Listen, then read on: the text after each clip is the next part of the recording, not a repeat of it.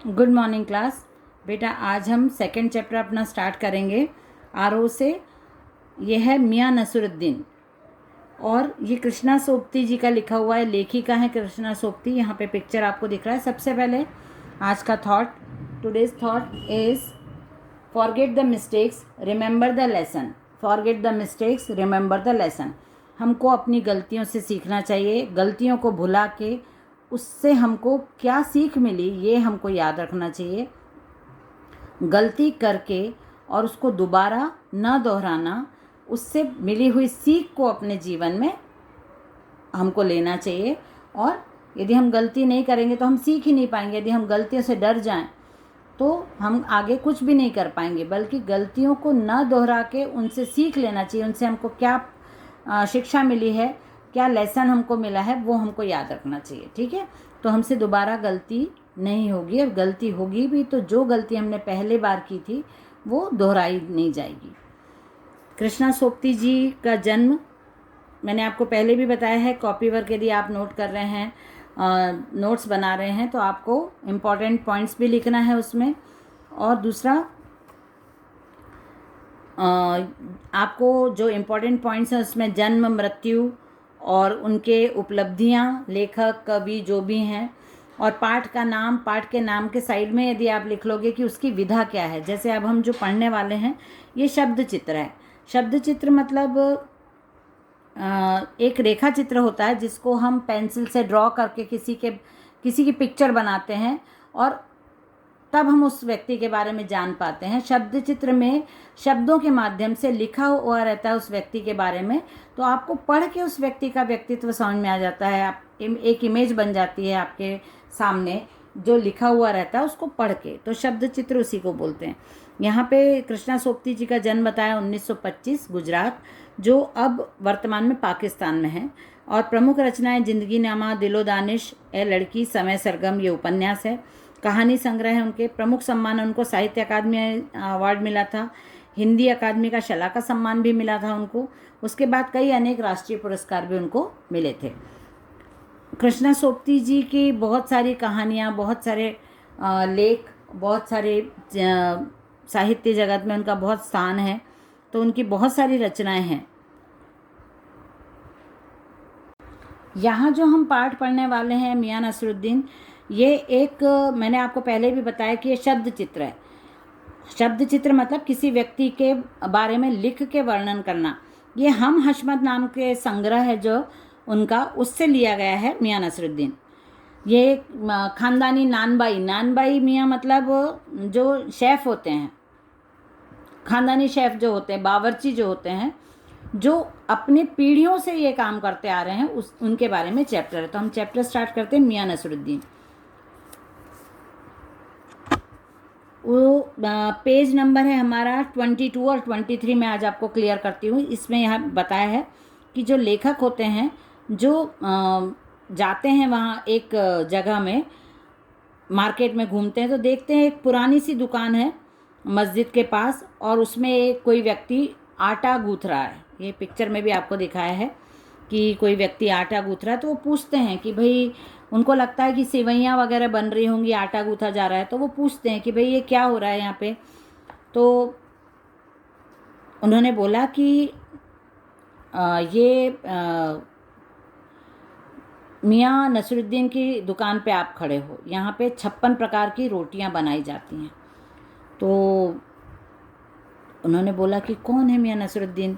तो अंदर देखा तो एक खटिया पे, चारपाई मतलब होता है खटिया, जो सुतली से बनाई जाती है, रस्सियों से, पलंग जैसा रहता है, उसको खाट बोलते हैं, खटिया बोलते हैं, चारपाई बोलते हैं। तो वहाँ पे बीड़ी पीते रहते हैं, और मौसमों की मार से पका चेहरा, मतलब जितने वो बुजुर्ग दिखते हैं वो उनकी परिस्थितियों की वजह से, अलग अलग समय की वजह से उनके चेहरे पे थोड़ी परिपक्वता दिखती है। आंखें भोली हैं लेकिन थोड़ा सा काइयापन भी है, थोड़ी वो भी है, चालाकी भी है। पेशानी मतलब माथा, मस्तक, जो हमारा फोरहेड होता है उसको। पेशानी पर मंजे हुए कारीगर के तेवर, मतलब उनको पता है कि मैं एक बहुत बड़ा कलाकार हूँ, कारीगर हूँ, और अपने काम में होशियार हूँ। तो ये सब चीज़ें उनके माइंड में है, इसलिए पेशानी पे थोड़े से हाव भाव दिखते हैं। उन्होंने पूछा, ग्राहक समझा लेखक को, बोला फरमाइए।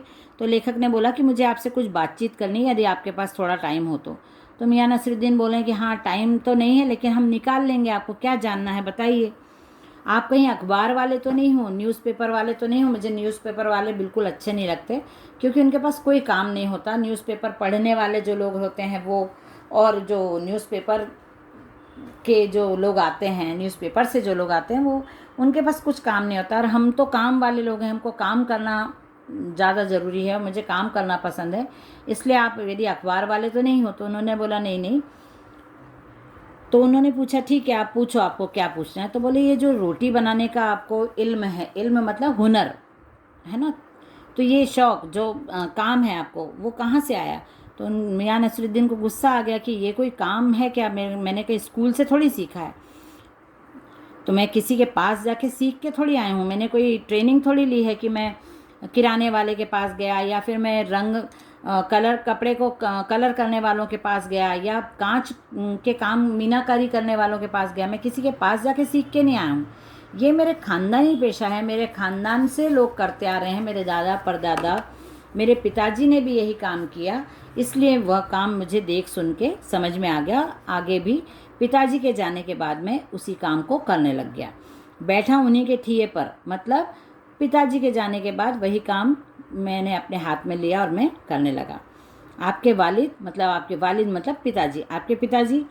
तो मियां नसरुद्दीन को थोड़ा बुरा भी लगा कि देखो ये मेरे पिताजी को भी नहीं जानते हैं। अब मेरे पिताजी इतने फेमस इंसान जो सब जानते हैं और ये मेरे पिताजी को भी नहीं जानते, तो उनका थोड़ा गुस्सा आने लगा उनको। फिर उनने बोला है कि मेरे वालिद साहब मशहूर थे, मियाँ बरकत शाही नानबाई गढ़ैया वाले, और उनके भी वालिद यानी मेरे जो दादाजी थे उनका नाम था, दादा साहिब थे, उनका नाम था नानबाई मियाँ कल्लन।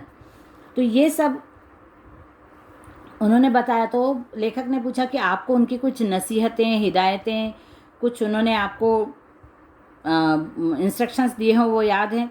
तो बोले नसीहतें क्यों देंगे, हम कोई ये पढ़ाने वाली चीज़ें थोड़ी हैं जो हम कर रहे हैं, वो हमको पढ़ाया लिखाया थोड़ी जाता है। ये कोई स्कूल थोड़ी है कि स्कूल में टीचर ने बोला 1 बोलो, 2 बोलो, 3 बोलो तो बच्चे रिपीट करते हैं और वो चीज़ को सीखते हैं।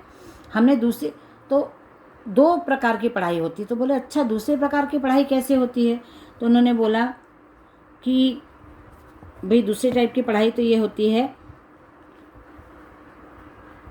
कि बच्चा पहले स्कूल जाता है, फिर पहली कक्षा में रहता है, फिर दूसरी में चला जाता है, तीसरी में चला जाता है और उसको कुछ भी नहीं आता है। वो पढ़ता तो है लेकिन अंत में ये होता है कि उसको जब कुछ पूछा जाए तो वो कुछ जवाब नहीं दे पाता। इसका मतलब है कि उसने अपनी कक्षाओं में उसने क्या सीखा ये वो नहीं समझ पाता है। तो इस प्रकार की पढ़ाई होती है और हमने इस प्रकार की कोई भी पढ़ाई नहीं की है। हमको तो काम करवाया जाता था, हमारे जो घरों में काम होता था वो उन कामों को करके हम इस हुनर तक पहुँचे। उन कामों को करके हमने सीखा है कि भट्टी कैसे लगाना है, बर्तन धोना सीखा हमने, भट्टी बनाना सीखा, भट्टी को जलाना सीखा। उसके बाद हम ये सब काम जो हम बावर्ची बने हैं, जो शेफ़ बने हैं, वही हम साथ साथ काम करते करते हम आज यहाँ तक पहुँचे हैं और हम खानदानी शेफ़ बन पाए हैं।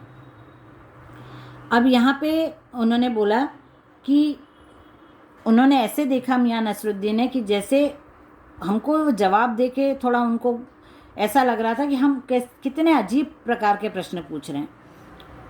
उन्होंने बोला कि समझाया कि साहब तालीम की तालीम भी बड़ी चीज़ होती है। इस लाइन को मैंने अंडरलाइन इसलिए किया क्योंकि ये भाव पल्लवन के सेंटेंस हैं। भावार्थ में भी भावार्थ स्पष्ट कीजिए, आपको एक सेंटेंस आएगा तो ये एग्ज़ाम में हम सेंटेंस क्लियर करने के लिए भी वाक्य को ले सकते हैं। तालीम की तालीम भी बड़ी चीज़ होती है। तालीम मतलब शिक्षा ग्रहण करना, तालीम का मतलब होता है शिक्षा। तो शिक्षा की शिक्षा लेना भी एक बहुत बड़ी बात होती है। शिक्षा सबके लिए अलग अलग होती है। शिक्षा का मतलब कोई पढ़ाई, शिक्षा का मतलब कोई सीख, शिक्षा का मतलब कोई भी हुनर आपको हासिल करना, सबके लिए शिक्षा का मतलब अलग है। तो शिक्षा को सीखना भी एक बहुत बड़ी बात होती है, एक अलग बात होती है। उसके बाद मियाँ नसरुद्दीन जोश में आ जाते हैं, तो बोलता है कि हमने कोई छोटा मोटा काम नहीं किया, हमने कोई ठेला नहीं लगाया या हमने जगह जगह जाके अपना खाना नहीं बेचा है। यदि हम ठेला लगाते, जगह जगह जाके छोटा मोटा खाना बनाते, तो हम क्या आज खानदानी शेफ़ समझे जाते, पहचाने जाते? तो हमने फिर उन्होंने लेखक ने पूछा, आपने खानदानी नानबाई होने का जिक्र किया, क्या यहाँ और भी नानबाई हैं? और भी हैं यहाँ पे शेफ़? आप खानदानी हो तो और भी कोई शेफ़ है? तो मियाँ नसरुद्दीन ने बोला कि हाँ, बहुत हैं, पर हमारे बुज़ुर्ग ने बादशाह सलामत के यहाँ भी काम किया है। और बादशाह सलामत ने हमारे वालिद साहब को एक बार बोला था कि मियाँ ऐसा कोई नई चीज़ बना के खिलाओ कि उन्होंने बोला कि ठीक है, आप हुक्म करिए। तो बादशाह सलामत ने बोला कि ऐसी चीज़ बना के खिलाओ जो पानी आग से भी नहीं पके और पानी से भी नहीं बने। तो लेखक भी आश्चर्यचकित हो जाते हैं कि जब बादशाह ने ऐसा बोला तो क्या बनाया फिर आपके पिताजी ने? तो वो बता नहीं पाए। मियाँ नसरुद्दीन बात घुमाने लगे, कोई ख़ास चीज़ बनाई होगी, अब बना के खिला दी और वो बहुत खुश हुए बादशाह। उन्होंने बहुत शाबाशी दी, बहुत सराहना की हमारे जो पूर्वज थे, हमारे जो उन लोगों की। तो बोला कि क्या चीज़ थी, आप बताइए। तो उन्होंने बोला नहीं, हम बताएंगे नहीं, क्या पकवान था ये हम नहीं बताएंगे। आप इतना समझ लीजिए कि कहावत है कि ना कि खानदानी नानबाई कुएं में भी रोटी पका सकता है। हमारे जो खानदानी जो वालिद साहब थे, हमारे दादा वालिद थे, हमारे जो खानदान के लोग थे, वो इतने होशियार थे कि मैं आपको ये नहीं बताऊंगा कि क्या बनाया, लेकिन उनके लिए कहा जाता था कि कुएं में भी रोटी, मतलब पानी से भी, पानी के कुएं में भी वो रोटी बना के आपको खिला सकते हैं, इतने वो होशियार थे। हमारे बुजुर्गों के कर्तव्य पर ही पूरी उतरती है ये कहावत जो है, वो हमारे बुजुर्गों के लिए है। यहाँ पे हम जो पाठ पढ़ रहे हैं इसमें आप देखो कि यहाँ पे बहुत जगह मुहावरे का उपयोग किया गया है। कुएं में रोटी पकाना मतलब असंभव काम को भी संभव करना, है ना। ये सब आप पढ़ोगे तो आपको पता चलेगा कि यहाँ पे है उसका उपयोग किया गया है मुहावरों का। कहावत मियाँ ने तरेरा और उन्होंने पूछा लेखक ने कि कहावत सच्ची है क्या? तो मियाँ नसरुद्दीन को गुस्सा आ गया कि मैं झूठ बोल रहा हूँ क्या? रोटी पकाने में झूठ का क्या काम? रोटी तो पका के बनानी पड़ती, हम बोल के थोड़ी बता सकते कि रोटी। जब तक आप रोटी पकी हुई देखोगे नहीं तो आपको कैसे विश्वास होगा कि रोटी पकाने की बात कर रहे हैं? फिर उन्होंने बोला लेखक ने कि हाँ, आप ठीक बोल रहे हैं। अब हम पेज 32 पे आ जाते हैं। फिर वो बीच बीच में कोई आ रहा है जा रहा है, उनसे भी बात करते जा रहे थे। मियाँ नसरुद्दीन बीच बीच में किसी और को आवाज़ लगाते जा रहे थे, बोलते जा रहे थे और बात भी करते जा रहे थे। फिर उन्होंने बीड़ी फिर सुलगा ली। फिर अब उनका मन नहीं हो रहा था, मियाँ नसरुद्दीन का बात करने का बिल्कुल मन नहीं हो रहा था। तो उनको लग रहा था कि देखो भाई, आप बहुत अजीब अजीब प्रश्न पूछ रहे हो, हम बहुत थक रहे हैं, हम 70 साल के हो गए हैं, आप हमसे बार बार अलग अलग प्रकार के जो भी पूछना है अब आप जल्दी पूछो। आपने हमको वालिद की याद दिला दी, हमको हमारे पिताजी की भी याद आने लगी। हम चाहते थे कि वो रहें, लेकिन वो बहुत जल्दी चले गए, 80 साल के होके चले गए, और अभी हम 70 के हैं, लेकिन हम थक जाते हैं। तो क्या मालूम हम अपने पिता की उम्र तक पहुंच भी पाएंगे कि नहीं पहुंच पाएंगे। आप तो हमारे जान ही लेने पे तुले हुए हो। तो उन्होंने पूछा लेखक ने, अभी यही जानना था कि आपके बुजुर्गों ने शाही बावर्ची खाने में तो काम किया ही होगा। तो फिर चिढ़ गए मियाँ नसरुद्दीन कि अरे पहले ही आपको बताया कि बादशाह सलामत ने उनसे खाने की डिमांड की थी, पकवान बनाए थे, और आप पूछ रहे हो। तो फिर लेखक बोलता है, अच्छा तो कौन से बादशाह के यहाँ काम किया था, नाम बता दो। तो फिर मियाँ नसरुद्दीन नहीं बता पा रहे थे और चिढ़ रहे थे कि जब मैंने आपको बोल दिया कि बादशाह के यहाँ काम किया था, बादशाह के साथ बावर्ची खाने में, तो आप क्यों नाम जानना चाह रहे हो? तो अरे हम ऐसे ही पूछ रहे हैं। लेखक ने बोला कि कम से कम हम जानते हैं कि किस समय के आपके पिताजी या आपके दादा साहब किस समय के थे, हम समय से मिला लेते हैं उन लोगों को। वक्त से वक्त तो किसी ने मिलाया है आज तक। खैर पूछिए किसका नाम जानना चाहते, दिल्ली के बादशाह का ही ना, उनका नाम कौन नहीं जानता? जहाँपना बादशाह सलामत थी ना, कौन से, बहादुर शाह जफ़र की। अब उन्होंने बोला कि बादशाह को सब जानते हैं। तो लेखक को बहुत आश्चर्य हुआ कि बहादुर शाह जफ़र की आप बात कर रहे हो। मियाँ चिढ़ गए, खींच के उलट पलट कर वही बात करने लगे कि आपको क्या बादशाह को लेटर लिख के भेजना है, आप क्यों बार बार बादशाह का नाम जानना चाहते हैं, क्या पूछना है, आप बादशाह से लेटरबाजी करोगे क्या, लेटर लिख के पूछोगे क्या, आपको कौन सा एड्रेस चाहिए, उनका पोस्टल एड्रेस चाहिए जो आप ऐसी सब बातें कर रहे हैं। तो ये सब करते करते उन्होंने लेखक को बहुत परेशान कर दिया और मियां नसरुद्दीन भी चिढ़ने लगे। वो एक भी बात का सही तरीके से जवाब नहीं दे रहे थे और लेखक जानना चाह रहे थे कि इनकी 56 प्रकार की जो ये रोटियां बनाते हैं जो ये नसरुद्दीन हैं, ये कितने सही हैं या क्या बात कर रहे हैं, इनकी बातों को वो इसलिए पुरानी बातें जानना चाहते थे ताकि वो गांव में और लोगों से जानकारी भी एकत्रित करके सच्चाई का पता लगा सकें। तो ये हमने पेज नंबर 27 तक कंप्लीट कर लिया। पेज नंबर 28 हम नेक्स्ट क्लास में कंप्लीट करेंगे। और आगे मैंने आपको बता भी दिया है कि यदि आपको नोट्स बनाने हैं, जो भी PDF आ रहा है आप नोट्स लिख सकते हैं। यदि आपको नहीं लिखना है तो आप उसका प्रिंट आउट लेके रख सकते हैं, क्योंकि जब चेकिंग का टाइम आएगा तो सबके पास अपने अपने नोट्स तैयार होने चाहिए। एग्ज़ाम टाइम में आप कॉल करके, आप मैसेज करके, आपके पास ये वाला चैप्टर नहीं है, जून के फर्स्ट चैप्टर नहीं है, जुलाई के नहीं है, तो ये सब पॉसिबल नहीं है हमारे लिए कि हम आपको तुरंत इमीडिएट कोई भी क्वेश्चन आंसर या कॉपी वर्क प्रोवाइड करवा सकें। तो आप अपनी तैयारी प्रॉपर रखिए। चलिए, ठीक है, चलिए, बाय एवरीवन।